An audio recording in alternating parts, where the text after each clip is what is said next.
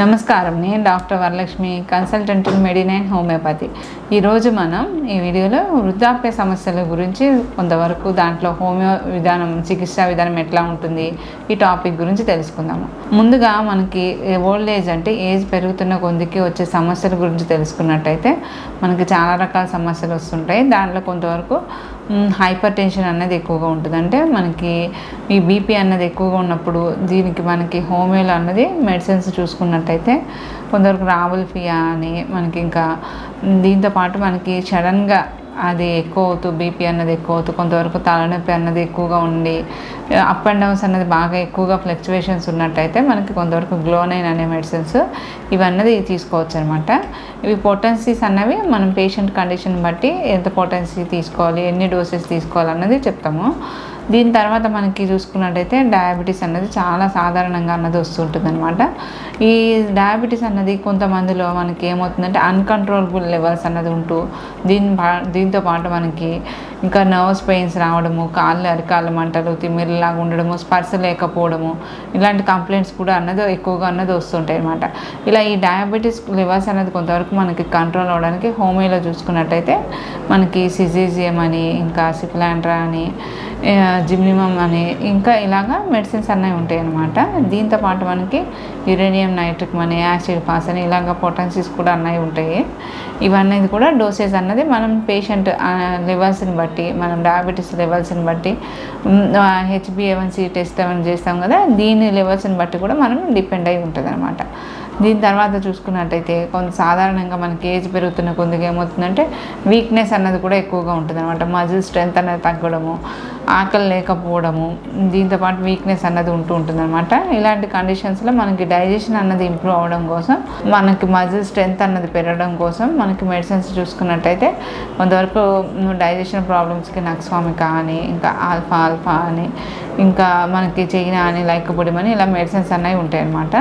దీంతోపాటు ఏమవుతుందంటే ఏజ్ పెరుగుతున్న కొద్దికి కొంతవరకు బవెల్ మూమెంట్స్ అన్నది తక్కువగా ఉండడం వల్ల కాన్స్టిపేషన్ ప్రాబ్లమ్స్ కూడా ఎక్కువ సఫర్ అవుతూ ఉంటారనమాట. ఇలా కాన్స్టిపేషన్కి దాంతోపాటు ఇంకా పైల్స్ కానీ ఏమైనా కంప్లైంట్స్ ఉన్నాయా, దీన్ని బట్టి మనం మెడిసిన్స్ అన్నవి మార్చుకుంటూ ఉండొచ్చు. దీంట్లో కొంతవరకు కాన్స్టిపేషన్ ఉన్నది, కడుపు ఉబ్బరంగా ఉన్నది అని అనుకున్నట్టయితే మనకి బ్రయోనియా అనే మెడిసిన్ ఉంటుంది. దీంతోపాటు మనకి ఎల్లోస్ అనేది ఉంటుంది. ఇలాగా ఉంటుంది అనమాట.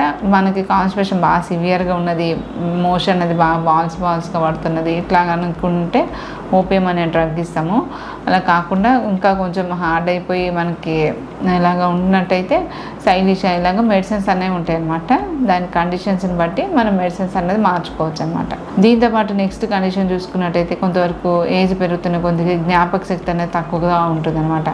చూసిన విషయాన్ని త్వరగా మర్చిపోవడం, తెలిసిన వాళ్ళ పేర్లు కూడా చెప్పలేకపోవడం, మాటలు అనేవి కూడా కొంతవరకు తెలిసినా కూడా బయటకు రాకపోవడం, గ్యాప్లు లాగా రావడం, చెప్పిన పదాలే చెప్పడం, ఇట్లాంటివి కూడా ఉంటాయి అన్నమాట.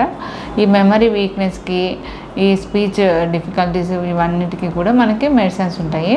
దీనిలో చూసుకున్నట్టయితే కొంతవరకు మెడోరినం అని, క్యాలిఫాస్ అని, ఇంకా మెడిసిన్స్ అనేవి ఉంటాయి అన్నమాట.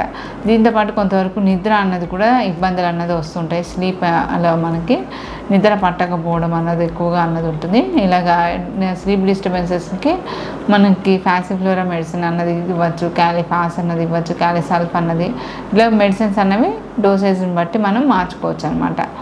దీంతోపాటు ఇంకా మెయిన్ కంప్లైంట్ చూసుకున్నట్టయితే కొంతవరకు ప్రోస్టేట్ ఎన్లార్జ్మెంట్ అన్నది పురుషుల్లో ఏజ్ పెరుగుతున్న కొద్దికి పురుషుల్లో చూసుకున్నట్టయితే మనకి ప్రోస్టేట్ ఎన్లార్జ్మెంట్ అన్నది ఉంటుంది. దీనివల్ల యూరిన్ అనేది కొంచెం ఫ్రీక్వెంట్గా రావడము, యూరిన్ కంప్లీట్ అవ్వని సెన్సేషన్ ఉండడము, ఇవన్నీ కంప్లైంట్స్ అన్నీ వస్తుంటాయి. అలాగే స్త్రీలలో చూసుకున్నట్టయితే ఇన్వాలంటరీ యూరిన్ రావడము, ఇట్లాంటి ఆపుకోలేకపోవడము, ఇలా యూరిన్ సమస్యలు కూడా వస్తుంటాయి అన్నమాట. వాటికి కూడా హోమియోలో మెడిసిన్స్ అనేవి ఉంటాయి. మనకి ప్రోస్టేట్ ఎన్లార్జ్మెంట్కి సబాల్ సెల్లేట్ అని, ఇలాగా చాలా రకాల మెడిసిన్స్ అనేవి ఉంటాయి అనమాట. ఈ మెడిసిన్స్ అనేవి ఏమవుతుందంటే మన పేషెంట్ యొక్క కండిషన్ని తీసుకుని దాన్ని బట్టి మనం మెడిసిన్స్ అన్నది ఇస్తాము.